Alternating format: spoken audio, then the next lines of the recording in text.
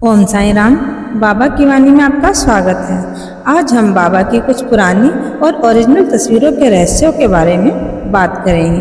तो आइए चलिए एक एक करके तस्वीरें देखते हैं और उनसे जुड़ी रोचक कहानियाँ जानते हैं। यह है बाबा की पहली तस्वीर जो सन 1900 में ली गई थी। ये तस्वीर बाबा की सबसे पहली तस्वीर है।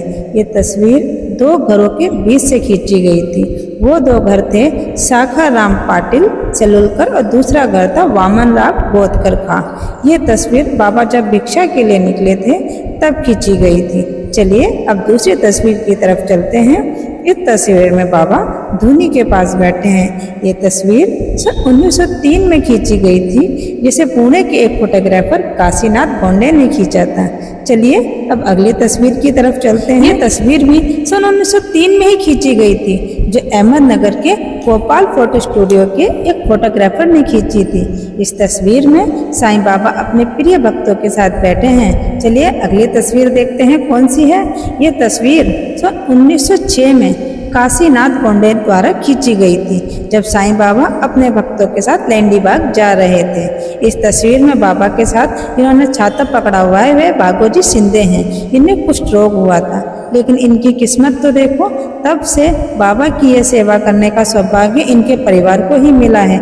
आज भी शिरडी में जो पालकी निकलती है उस समय छाता इनके वंशज ही उठाते हैं। और ये हैं श्रीमंत गोपाल राव बूटी, जिनके घर को बाद में समाधि मंदिर बना दिया गया था। जिन्होंने बूटीवाड़ा बनवाया था उसे ही आज हम समाधि मंदिर के रूप में जानते हैं। और ये हैं नाना साहब निमोनकर। चलिए अब अगली तस्वीर देख लेते हैं। इस तस्वीर की कहानी बहुत ही दिलचस्प है। इस तस्वीर में बाबा द्वारका माई के बाद बैठे हैं। ये तस्वीर बाबा के एक भक्त वासुदेव सदाशिव जोशी ने 1910 में खींची थी।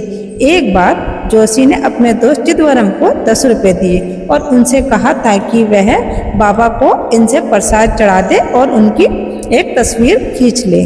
लेकिन चिदवरम ने वो भेंट तो बाबा को दे दी द्वारका माई में जाकर, लेकिन उनसे तस्वीर खींचने की हिम्मत ना जुटा पाए कि वो उनकी तस्वीर खींच ले या उनसे परमिशन मांग ले कि मैं तस्वीर खींच लूँ क्या आपकी। लेकिन बाबा तो अंतर्यामी थे, वे सब कुछ जानते थे और वो चिदवरम के मन की बात को समझ गए।